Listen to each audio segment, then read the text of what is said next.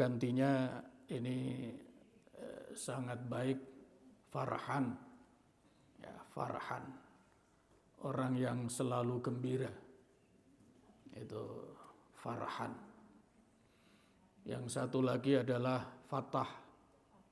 Fatah. Ya Fatahu ya alim, mudah-mudahan hadirnya Fatah nanti menjadi pembuka ilmu. Hadirnya Farhan menjadi kebahagiaan Bapak Ibu jamaah sekalian. Setuju ya Farhan ya? Alhamdulillah.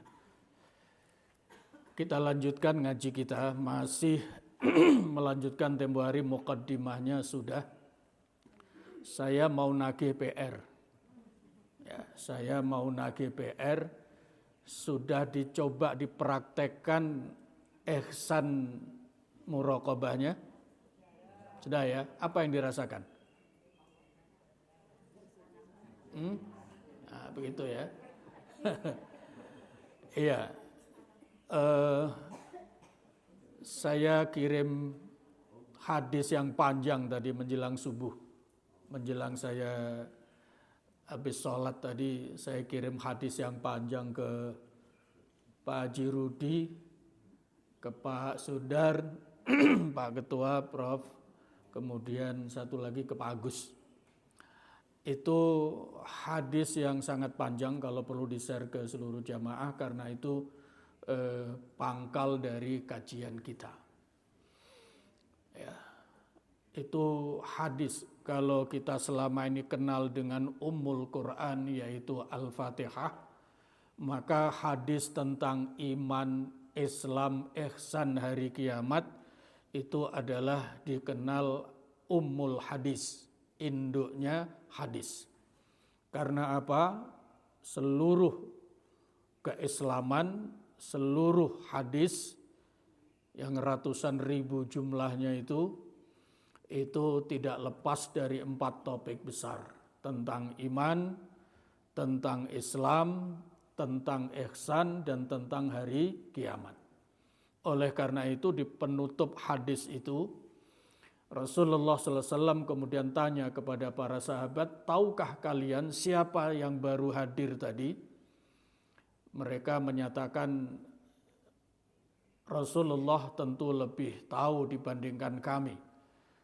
Laki-laki yang datang tadi saja, datangnya tidak tahu dari mana asalnya.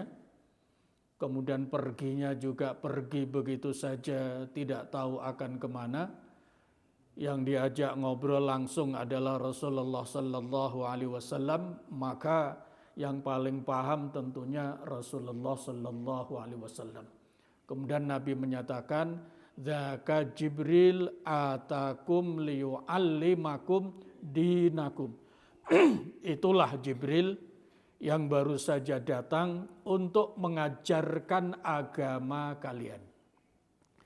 Nah, dari kalimat terakhir liyu'allimakum dinakum itulah kemudian disimpulkan oleh para ulama bahwa hadis ini adalah disebut Ummul Hadis, induknya seluruh hadis. Nah, hadis ini dikutip, hadis itu riwayat Imam Muslim, juga riwayat beberapa rawi hadis yang lain, menunjukkan hadis itu sangat masyhur, sangat kuat, sahih derajatnya. Ihsan, ya. Saya minta supaya ini jadi pegangan, nanti dihafalkan ujungnya saja. Tidak usah semua, kalau semua panjang, ujungnya saja. Anta'budallah ka'annaka tarahu fa illam takun tarahu fa innahu yaraka. Kalau nanti Selasa depan sudah ada yang hafal, saya mintakan hadiah kepada ketua DKM. Ya. Anta'budallah ka'annaka tarah fa illam takun tarah fa innahu yaraka. Yang disebut ihsan itu adalah engkau beribadah, ya, dalam kurung menjalani hidup, karena tugas utama manusia hidup adalah beribadah. Ka'annaka tarahu, seolah-olah engkau melihat Allah. Fa illam takun tarahu fa innahu yaraka.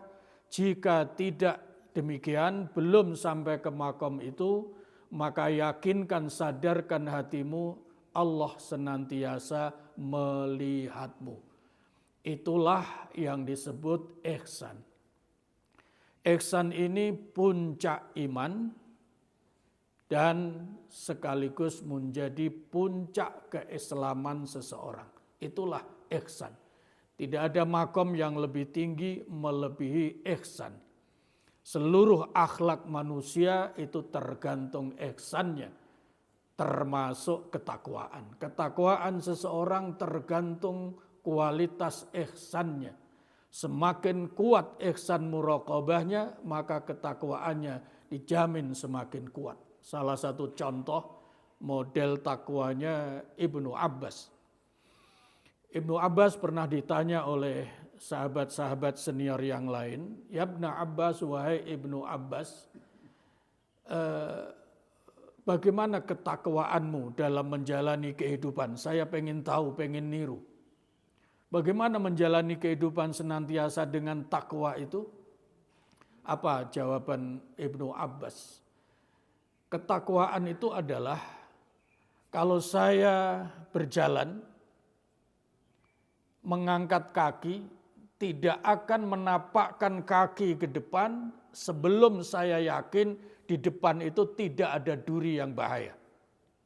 Itu model ketakwaannya Ibnu Abbas. Artinya apa? Sebelum melangkah itu dipastikan betul ini dosa apa pahala. Ini ibadah apa maksiat. Ini durhaka apa ridho Allah. Nah, itu dipastikan dulu. Nah, ini nanti tergantung ilmunya.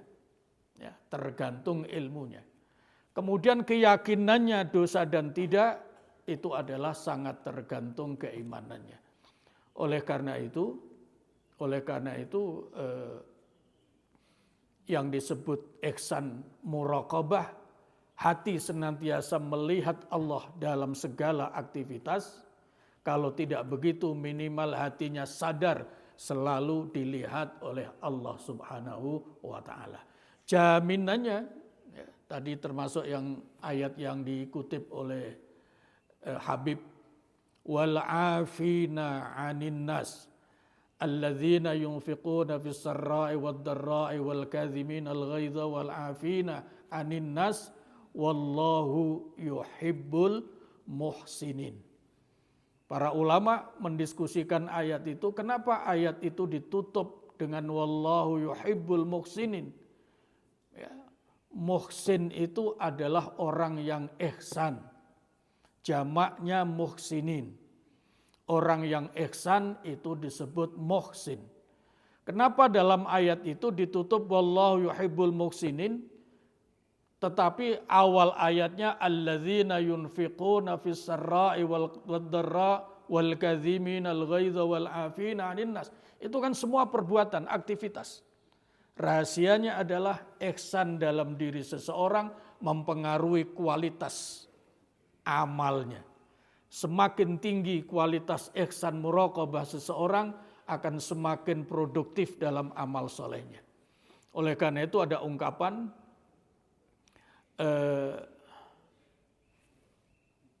Fatah ya, yang di sastra Arab, saya kira sudah sangat paham, sangat hafal satu ungkapan bahwa Fatah yang menunjukkan bahwa orang yang buruk perilakunya itu berarti buruk dalamnya.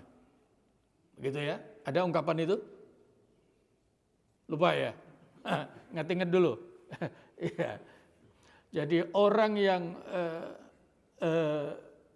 buruk perilakunya atau perilaku seseorang itu menunjukkan cerita batinnya. Gitu ya. Menunjukkan cerita batinnya. Itu menunjukkan bahwa ihsan seseorang itu mempengaruhi perilaku lahiriahnya. Makin sadar ya, makin sadar dia ibadahnya, sholatnya, PR kita tiap hari. Kalau seseorang sholat, ketika sholat sadar dia sedang menghadap Allah. Ya. Dia sadar sedang selalu diawasi oleh Allah ketika sholatnya, dijamin dia akan sampai kepada sholat khusyuk. Dan dijamin akan punya semangat memperbaiki sholatnya. Begitu. Sebab kalau tidak, kalau ada kuli sedang bekerja, kemudian diawasi oleh mandornya, kira-kira kerjaannya semakin diperbaiki atau semakin buruk? Semakin diperbaiki. Seorang pekerja yang diawasi atasannya, dia akan punya semangat untuk memperbaiki pekerjaannya. Begitu. Supaya gampang. Bapak Ibu kalau membaca Quran, kemudian disimak. Ya, sedang baca Quran disimak oleh teman atau disimak oleh guru. Kira-kira ada semangat untuk lebih memperbaiki atau biasa saja? Gimana kira-kira? Semangat memperbaiki pasti itu. Karena ingin menunjukkan bacaan kita baik. Yang mengawasi, yang menyimak Al-Quran ada di depan kita. Maka ketika ada orang sholat hatinya sadar sedang diawasi, dilihat, dinilai oleh Allah. Dan itulah yang disebut muraqabah. Fa illam takun tarahu fa innahu yaraka. Tapi tidak ada semangat memperbaiki bacaan, rukuknya, tumakninanya, dan segala macamnya. Ini berarti persoalan ini. Jadi persoalan tidak nyambung antara keyakinannya dan ilmunya dengan pelaksanaannya. Itu berarti pasti 100% harus diperbaiki. Sebab Al-Qur'annya menjamin orang yang ihsan itu akan jadi muhsinin.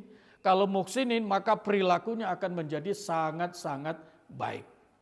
Itu salah satu ayat yang dikutip oleh Habib ketika pamitan tadi. Wal afina 'anin nas. Ayat berapa Habib? 133 ya. Maaf 134. Betul ya? 134 surat Ali Imran. 1-3-nya adalah wasari'u. Dan berikutnya alladzina yunfiquna fis sarra, orang yang menginfakkan hartanya fis sarra wad dharra, dalam keadaan lapang maupun dalam keadaan sempit. Begitu. Itu menunjukkan adanya ihsan. Nah, tolong seruan saya, ajakan saya kepada Bapak Ibu, ihsan muraqabahnya ini dibina betul, terus dilatih. Ya, terus dilatih. Sampai nanti muncul insya Allah akan sampai kepada satu tingkat. Ya, akan sampai kepada satu tingkat sholat itu kemudian berdiri. Boleh, tapi ini jangan dibayangkan ketika sholat, tapi boleh direnungkan, dijadikan bahan pemahaman di luar sholat. Kalau Bapak Ibu datang ke rumah seseorang, kan pasti datangnya sambil berdiri apa sambil ngesot? Berdiri. Begitu juga ketika kita sholat. Ya. Ini menunjukkan satu hal yang luar biasa. Setelah itu Bapak Ibu ketika datang ya, ini perlu menjadi renungan. Ketika datang ke tempat seseorang, apa perasaan yang hadir di hati? Nah gitu. Ini bisa menjadi sebuah pelajaran, apalagi hadir di hadapan Allah Subhanahu wa Ta'ala ketika menghadap kiblat. Oleh karena itu, ketika sudah menghadap kiblat, ini bayangkan kalau Bapak Ibu bertamu, Assalamualaikum, apa jawabannya? Ini berarti jawabannya pas-pasan ini. Ya. Waalaikumsalam warahmatullah. Itu baru fahayu bi ahsana. Nah, kalau cuman waalaikumsalam itu aurudduha, itu pas-pasan. Tidak apa-apa, sudah pas-pasan. Tapi kan Allah menawarkan bi ahsana, itu namanya ihsan. Lebih baik dari sekedar salamnya. Nah, ketika sudah berhadapan dengan tuan rumah, Assalamualaikum, waalaikumsalam warahmatullahi wabarakatuh, sudah salaman. Kira-kira sopan apa tidak sopan kalau misalnya Bapak Ibu, ini tolong perhatikan, masih tengok ke belakang begitu. Sudah berhadapan dengan tuan rumah, tapi Bapak Ibu masih nengok ke arah lain. Paham ya maksud saya? Sudah ketemu tuan rumah berhadapan di depan pintu, kemudian masih tengok kanan kiri ke belakang ke segala macam. Kira-kira apa yang dirasakan oleh tuan rumah? Nah ya, Bapak Ibu mungkin karena tamunya sopan-sopan jadi nggak mengalami begitu. Coba sekali waktu kalau mengalami begitu sebagai tuan rumah, insya Allah tadi, kok ini kenapa ya tamu kok sudah berhadapan tapi apa ada yang ditunggu apa dan segala macam. Nah, paling tidak tadi merasa tidak nyaman, menghadapinya tidak begitu menjadi akrab karena seolah-olah tamu ini masih memperhatikan hal lain, tidak fokus kepada tuan rumah yang sudah menyambut. Ini juga jadikan pelajaran bagaimana sekiranya kita sudah siap menghadap Allah, tapi masih tengok kanan kiri. Nah, ini menyangkut adab sholat berjamaah. Kalau sholat berjamaah sudah siap, sudah qad qamatis shalah, sesama jamaah tidak boleh tengok-tengok. Yang boleh ngatur barisan hanya imam. Makanya Habib suka menghadap, itu maksudnya adalah memperhatikan jamaah.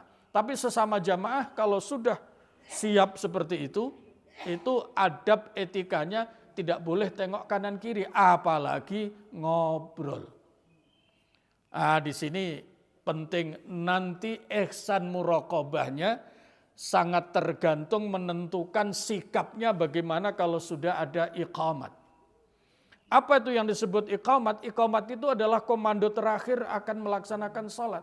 Qad qamatis shalah, sampai diulang 2 kali. Qad qamatis shalah. Jamaah, ini sudah siap dilaksanakan salat, sudah siap dilaksanakan salat. Begitu.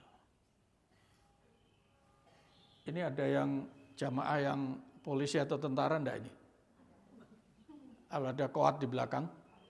Kalau sudah kira-kira sudah siap baris, tiba-tiba pasukan ada anggotanya yang masih enak-enak duduk-duduk, kira-kira diapain itu? Nah, begitu ya. Makanya kalau sudah qad qamatis shalah itu jamaah mestinya sudah segera berdiri. Nah, tiba-tiba masih ngobrol kanan kiri bla bla bla bla bla bla bla. Nah, ini menunjukkan ihsannya tidak hadir. Ilmunya tidak otomatis dilaksanakan. Sudah ada komando terakhir, tapi masih juga belum siap. Apalagi sudah di barisan, ini masih ngobrol kanan kiri. Masih nanya bagaimana kabarnya, bagaimana keluarga misalnya. Ini sudah tidak pada waktunya, ini sudah siap menghadap Allah. Kalau murid sekolah misalnya, atau sesama kawan, kalau sudah berhadapan, kan rasanya tidak sopan kalau dia masih ngomong sesama kawannya. Karena ini di depan guru sudah. Nah, apalagi ini sudah siap di depan Allah Subhanahu wa ta'ala akan sholat, maka tidak baik, tidak sopan kalau masih ngobrol kanan kiri. Dan ini nanti akan mempengaruhi, saya ulang, ngobrol, tingkah laku, berbagai aktivitas menjelang sholat itu, akan bisa mempengaruhi kekhusyuan sholat. Saya buktikan kalau tidak percaya. Misalnya Bapak Ibu, tapi ini nanti nggak boleh dipraktekkan ya. Yang ini nggak boleh dipraktekkan. Sebelum sholat ngobrol, sudah qomat nih, sudah berdiri, masih ngobrol dengan kanan kiri. Pertanyaannya, mungkin nggak obrolan tadi terpikir pada saat sholat? Mungkin apa tidak? Mungkin.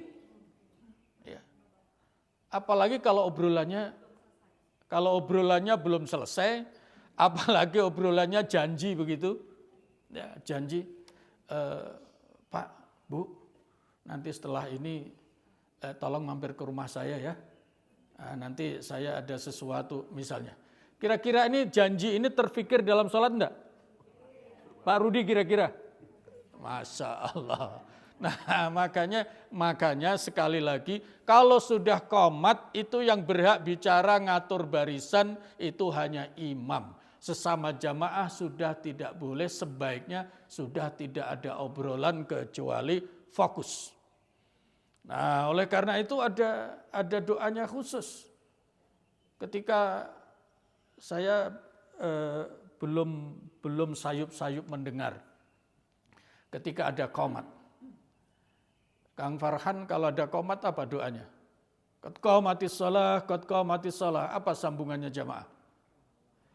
Kalau azan kan hayya 'alas shalah. Kan apa jawabannya? La haula wala quwata illa billah. Kalau qomat, qad qamatis shalah, qad qamatis shalah. Apa jawabannya? Aqamahallahu wa adamaha waj'alli min salihi ahliya. Sudah pernah dengar itu? Baru ya? Ya. Itu jawaban iqamat. Aqamahallahu wa adamaha waj'alli min salihi ahliha. Yang artinya aqamahallahu, semoga Allah tetap menegakkan salat ini, wa adamaha, dan mengabadikan salat ini, waj'alli min salihi ahliha, dan menjadikanku sebagai orang soleh ahli salat. Itu jawaban ketika mendengar qad qamatis shalah, qad qamatis shalah. Karena kata-kata qad qamatis shalah itu lanjutan dari azan hayya 'alas shalah. Ayo salat. Qad qamatis shalah, benar-benar sudah siap melaksanakan salat. Makanya qomat itu adalah komando terakhir, aba-aba terakhir persiapan salat. Nah nanti kalau sudah berdiri, siap berdiri, sudah tidak boleh tuh. Sudah tidak boleh maksudnya secara adab, secara akhlak masih ngobrol dengan sesama jamaah. Ada pertanyaan sampai sini? Baik, kalau tidak saya lanjutkan. Itu nanti ngobrolnya, kalau sampai ngobrol tadi, itu akan mempengaruhi khusyuan sholat. Pertanyaannya, kalau ibu mulai ngobrol dengan sebelah, bapak mulai ngobrol dengan sebelah, tiba-tiba sebelah nanti terkesan dengan obrolan lalu tidak khusyuk sholatnya. Kira-kira bagaimana? Ikut andil ketidakkhusyuan sholat sebelah apa tidak? Iya. Maka secara adab, Masya Allah, tidak boleh itu. Kalau sudah qomat, sudah menghadap kiblat, sudah. Harus fokus. Ya. Karena apa? Hati harus sadar, saya ini sudah di hadapan, sudah dilihat oleh Allah. Tidak patut kalau wajah saya masih kanan kiri, ngobrol kanan kiri. Kalau ini dipraktekkan dalam sholat, apalagi kalau sholat jamaah, insya Allah kekhusyuannya akan tercapai. Sehingga qad aflahal mu'minun alladzina hum fi sholatihim khashi'un. Itu berkaitan dengan PR tempo hari, nanti kita lanjutkan pada pertemuan yang akan datang tentang ihsan dan muraqabah dalam sholat. Nah sekarang yang kedua, ini sekedar review saja. Insya Allah nanti Idul Adha itu jatuh di hari Jumat. Kira-kira masjid ini nanti menyelenggarakan Jumatan apa tidak? Hah? Boleh enggak tidak menyelenggarakan Jumatan? Boleh. Ya. Alasannya apa? Hah? Apa alasannya? Gimana Pak Rudi? Gimana? Boleh enggak orang yang hari raya Idul Fitri, Idul Adha jatuh di hari Jumat? Masihkah wajib Jumatan bagi bapak-bapak? Hah? Tidak ya? Boleh Jumatan, boleh tidak. Sebelah kanan? Sama. Nah, boleh Jumatan, boleh tidak. Baik. Pak Rudi gimana? Pak Rudi ragu-ragu ya. Iya. Baik. Karena fikih sandarannya harus jelas. Kalau Bapak kira-kira nanti tidak Jumatan lalu dihisab oleh Allah, kenapa enggak di Jumatan? Apa jawabannya?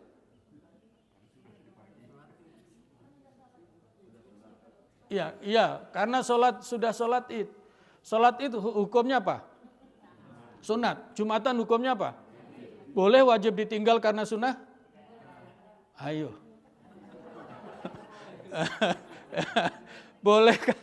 Bolehkah kewajiban itu ditinggal diganti dengan sunnah? Mulai berubah sobat pojok. Tidak boleh kalau gitu. Iya ya, iya. Sementara Imam As-Suyuti dalam kitabnya Al-Ashbah wan Nazair itu mencantumkan kaidah ya, al-wajib la yutraku lis-sunnah. Nah, begitu. Tapi baik, waktu yang singkat ini mau saya sampaikan. Jumatan yang jatuh di hari raya Jumat itu ada 3 pandangan ulama fikih. Ya, ada 3. Yang pertama itu masih wajib Jumatan. Gitu ya, wajib Jumatan. Kenapa?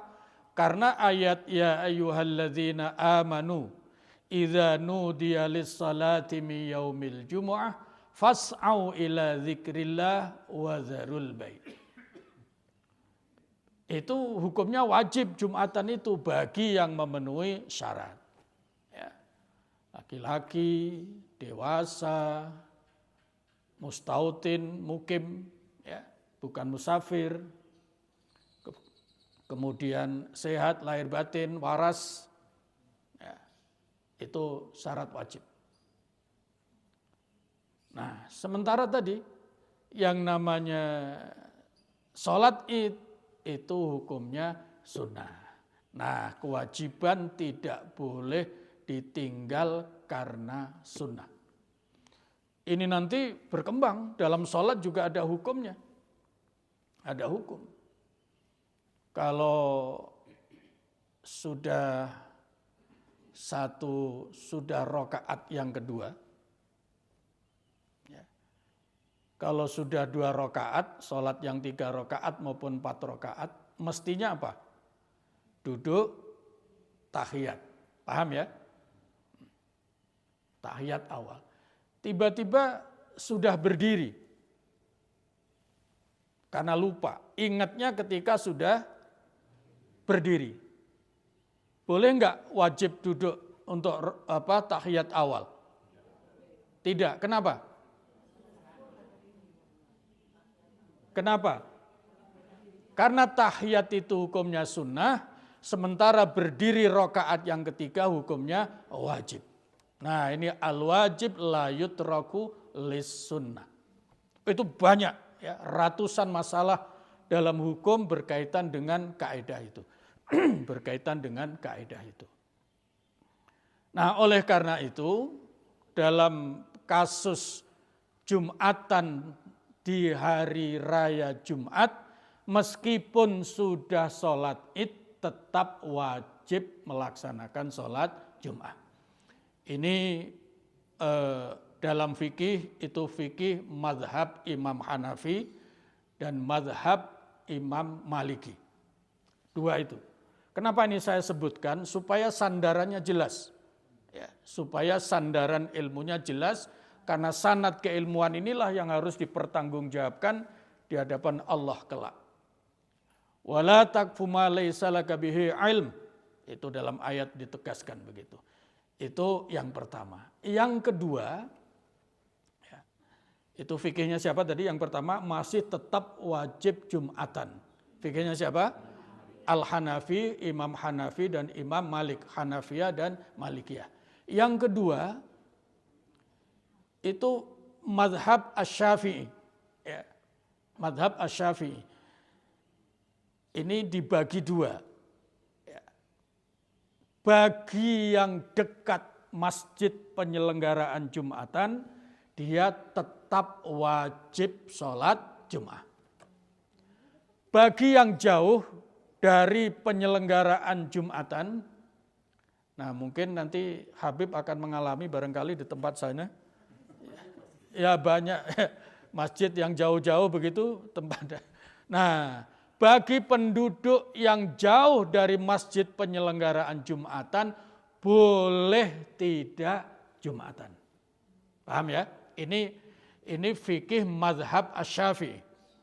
Saya ulangi, kalau hari Jumat itu jatuh di hari raya, fitri maupun adha, maka hukum Jumatan dalam mazhab Syafi'i terbagi dua.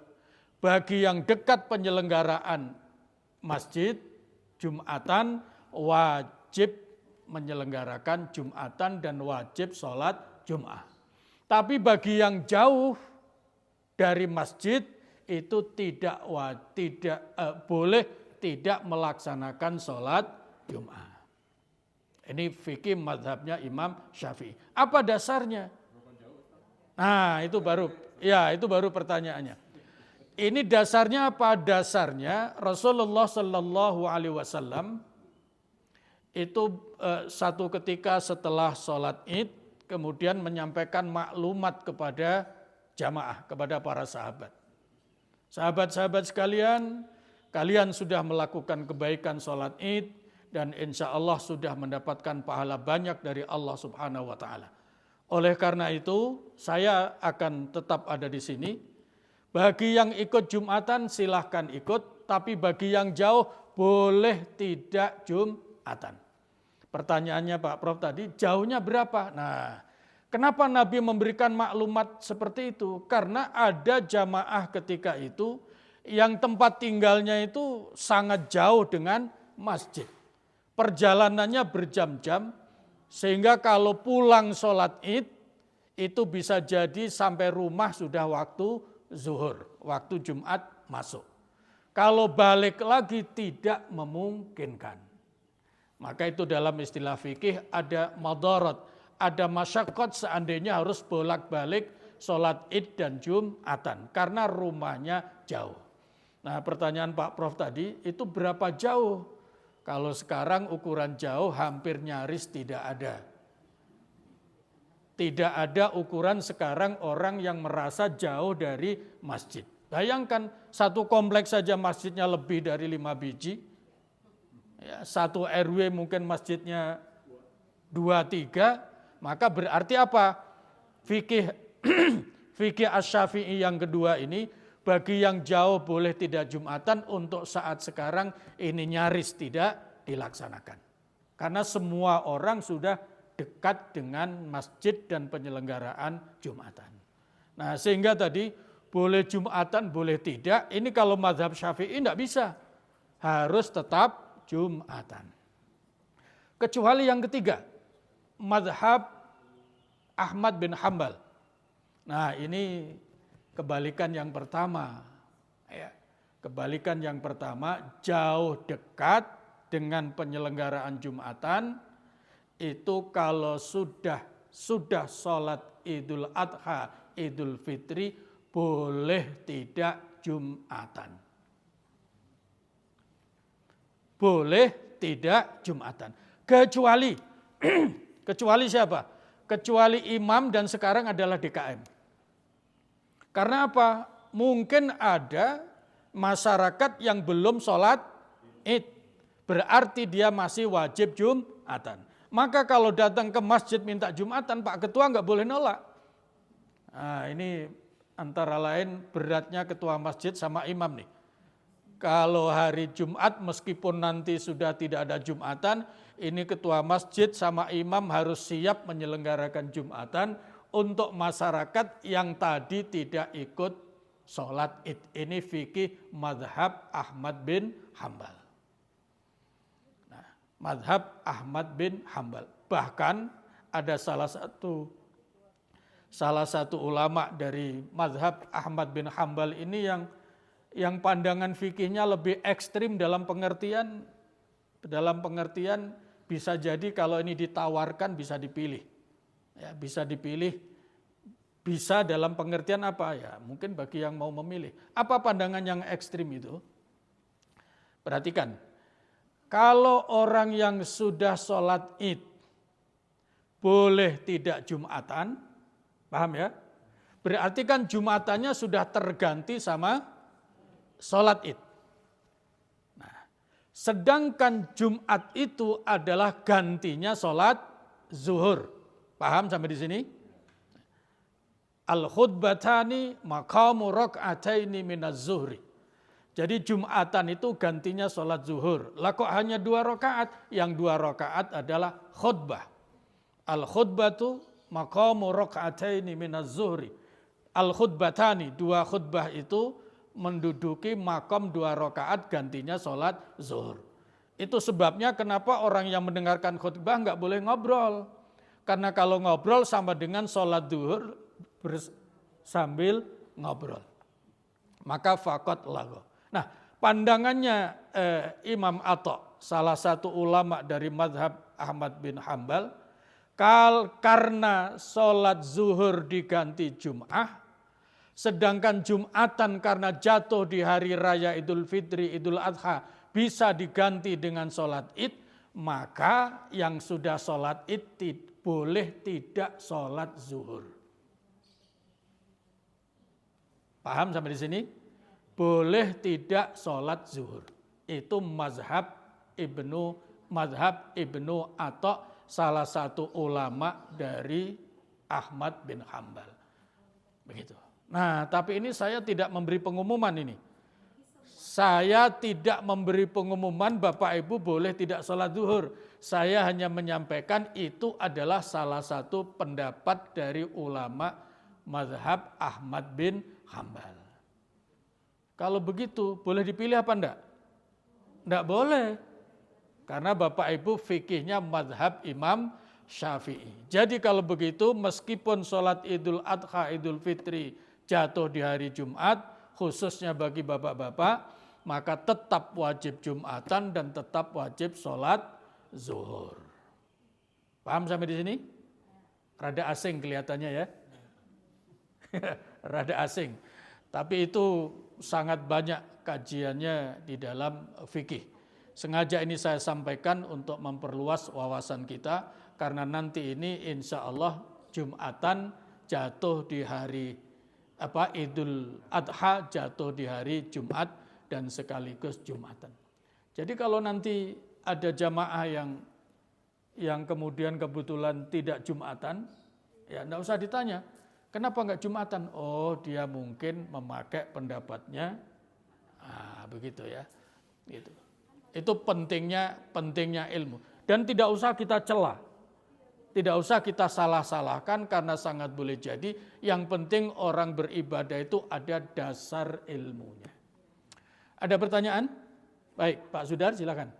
Karena ini sudah membahas sholat ya. Saya mohon penjelasannya, apakah sholat Jumat itu kan cuma 2 rakaat, yang 2 rakaat kan diganti dengan khutbah. Iya.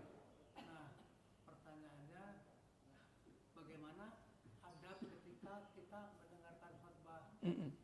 Punten, saya tidak bermaksud menilai orang lain. Iya. Ada yang duduk saya kayak gitu, kayak Pak Rudi kayak gitu. Oh, iya. Ada yang duduknya sembarangan. Gitu. Iya. Apakah itu bisa membatalkan sholatnya? Nah, itu yang pertama. Iya. Yang kedua, bagaimana kalau kita telat pas ke masjid itu langsung pas waktunya sholat, kita ke bagian khutbah. Iya. Nah, itu bagaimana? Baik. Ini pertanyaan bagus. Saya pernah khutbah di sini nggak Pak Rudi? Pernah ya. Saya biasanya kalau Jumatan di tempat, saya Jumatan di tempat yang baru saya ke situ. Itu biasanya kalau saya begitu naik mimbar itu jamaah masih berserakan, ada di belakang, ada di begitu segala macam, itu biasanya saya himbau. Jamaah sekalian, 2 khutbah adalah bagian dari sholat Jum'ah. maka sebaiknya ketika mendengarkan sholat Jum'ah sudah siap dalam shaf seperti mau sholat. Oleh karena itu yang masih di belakang silahkan mengisi shaf yang kosong. Itu biasanya saya sampaikan sebelum saya salam memulai khutbah. Karena apa? Karena tadi itu adabnya orang mendengarkan khutbah itu sudah ada di dalam shaf seperti mau sholat. Karena apa? Karena memang dua khutbah itu maqamu raka'ataini minaz zuhri. Itu menduduki makomnya 2 rakaat sholat zuhur. Maka mendengarkan khutbah sebaiknya sudah ada di shaf barisan seperti mau sholat. Nah, karena sudah mau sholat maka dilarang untuk berbicara. Ya, dilarang untuk berbicara. Sampai dalam hadis, ya, kalau sampai ada jamaah, maksudnya mengingatkan jamaah yang lagi ngobrol, diam, itu saja tidak boleh. Ya. Sekedar ansit, diam, itu saja tidak boleh. Tapi kalau disinggol sama siku boleh nggak? Hah? Jadi Pak Haji Hardi sedang bersebelahan, tahu-tahu sebelahnya ngobrol gitu. Dia ingat, kalau ini saya tegur, itu nggak boleh, saya pun nggak boleh bicara. Tapi kalau saya sikut boleh nggak ya? Supaya tanda-tanda diam gitu. Nah, kalau itu boleh, karena yang dilarang adalah ansit. Sama dengan sholat. Kalau sholat itu ngomong nggak boleh. Tapi kalau dehem boleh enggak? Batuk boleh enggak? Boleh, enggak membatalkan sholat. Yang disebut batal itu adalah al-kalam. Nah, begitu ya, kalam. Gitu. Tapi karena ini menyangkut adab ya kemudian jangan saling sikut apalagi main kaki gitu ya. Jangan. Itu adab ya, adab di dalam mendengarkan sholat Jum'ah. Jadi ini kelihatannya nanti suatu saat mungkin perlu dijelaskan kepada seluruh jamaah supaya adab jamaahnya makin baik. Ya. Yang kedua, yang paling penting, tidak ada langkah kaki yang lebih baik melebihi langkah kaki mengisi shaf kosong di depannya ketika sholat berjamaah. Kalau ini diterapkan adab mendengarkan khutbah, maka orang yang melangkahkan kaki dari bersandar di belakang mengisi shaf itu adalah langkah yang baik, apalagi di hari Jumat. Nah, yang begini-begini kelihatannya adab sholat Jum'ah itu kelihatannya perlu diulang. Saya kebetulan saja, ini ada Fadhailul Jum'ah, kitab yang khusus membahas tentang berbagai aspek tentang sholat Jum'ah. Termasuk 3 hukum sholat Jum'ah di hari raya tadi itu. Nah, itu yang pertama. Jadi adab yang mendengarkan khutbah itu adalah sebaik mungkin seperti adabnya orang yang siap melaksanakan sholat. Ya, begitu. Nah, tapi bagaimana kalau selonjor dan segala macam kaki seperti Pak Haji Rudi, lah itu ya mungkin darurat. Ya, mungkin lututnya sedang pegel dan lain-lain. Ya, begitu ya. Bersandar ya, begitu. Iya, Tapi memang kalau Habib mungkin sudah pernah baca, kalau orang yang ada sedang majelis Al-Quran, di depannya ada yang baca Quran, itu memang tidak boleh kaki untuk selonjor ke depan. Ya. Ini sama dengan tidak bolehnya meletakkan mushaf di lantai yang sejajar dengan tempat duduk. Itu dianggap kurang sopan, ya, kurang takzim terhadap Al-Quran. Itu yang pertama ya. Yang kedua tadi apa? Telat. Nah, kalau telat bagaimana hukumnya? Masih hanya keutamaan dan pahalanya yang kurang. Masih tetap dianggap mendapatkan Jumatan.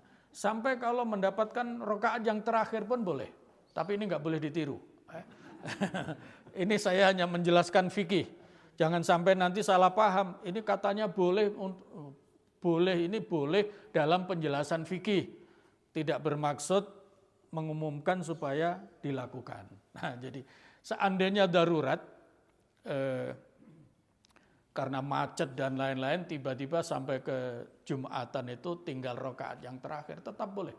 Ya, tetap boleh itu mendapatkan. Ya disempurnakan seperti sholat biasanya. Begitu Pak Sudar? Baik, ada lagi? Ya, satu lagi. Mm-mm. Mm-mm.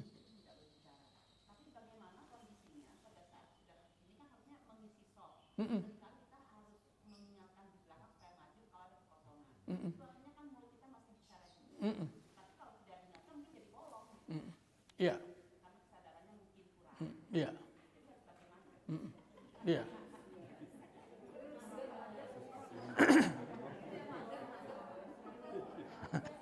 Iya.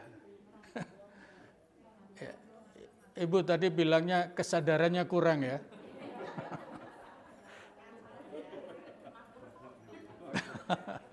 Saya khawatir kalimatnya hilang kesadaran gitu. Masya Allah. Supaya tidak ngomong boleh pakai isyarat, Bu. Ya. Ya. Boleh pakai isyarat. Ya. Boleh pakai isyarat. Tapi kalau selalu begitu, ya, ada nggak yang selalu begitu? Ya. Ada nggak selalu begitu ya? Gitu. Ke depan insya Allah enggak. Karena kalau ihsannya sudah muncul, insya Allah tidak harus diingatkan. Ya. Untuk ihsannya muncul, memang hatinya harus diisi selalu dengan al-ihsan. Supaya ihsannya muncul artinya selalu sadar, memang hatinya selalu harus diisi dengan al-ihsan. Apa itu al-ihsan? Apa itu al-ihsan? Al-ihsan itu adalah la ilaha illallah. Hal jazaul ihsan illal ihsan. Al-ihsan itu salah satu dari sekian puluh nama kalimat la ilaha illallah. Nanti Fatah boleh dicek di tafsir Al-Qurtubi ayat 60 surat Ar-Rahman. Hal jazaul ihsan illal ihsan. Itu ihsan yang pertama adalah la ilaha illallah. Ihsan yang kedua artinya al-jannah. Maka supaya hatinya selalu sadar tentang ihsan harus diisi selalu dengan al-ihsan. La ilaha illallah. Untuk ibu yang bertanya tadi, berarti yang kurang kesadarannya, berarti kira-kira kurang apanya? Kurang zikirnya. Nah, itu sebabnya. Karena Allah berjanji, fadhkuruni azkurkum. Ingat-ingat kepadaku, aku pun akan ingat kepadamu. Bahkan tidak sekedar Allah ingat kepada orang yang mengingatnya, tapi Allah akan selalu mengingatkan. Akan selalu mengingatkan. Oleh karena itu, kalau orang minim zikirnya, akan minim sadarnya. Kalau minim sadarnya, apalagi melupakan Allah, itu khawatirnya menjadi ulaika humul fasiqun. Gitu. Wala takunu kalladzina nasullaha fa'ansahum anfusahum ulaika humul fasiqun. Jangan seperti orang yang melupakan Allah. Lupa lawan katanya apa? Ingat. Ingat bahasa Al-Qur'annya apa? Zikir. Maka pesan ayat itu berarti jangan melupakan Allah. Kalau kalian melupakan Allah akan dibiarkan lupa diri. Kalau orang lupa diri dijamin pasti menjadi orang fasik. Kembali kepada pertanyaan, gimana kalau ada jamaah yang tidak mau ngisi shaf yang kosong, padahal kita nggak boleh ngomong, ya pakai isyarat boleh, ya pakai isyarat boleh. Itu untuk menjaga jangan sampai kita terbawa, ya terbawa. Baik, itu ngaji kita pagi ini, mudah-mudahan menambah ilmu kita dan yang paling penting menambah ihsan kita. Supaya ibadah dan aktivitas keseharian kita lebih baik dan lebih baik lagi. Bismillahirrahmanirrahim. Allahumma ahsin akibatana fil umuri kulliha wa ajirna min khizyid dunya wa azabil akhirah. Rabbana atina fid dunya hasanah wa fil akhirati hasanah wa qina adzaban nar. Walhamdulillahi rabbil alamin. Wassalamualaikum warahmatullahi wabarakatuh.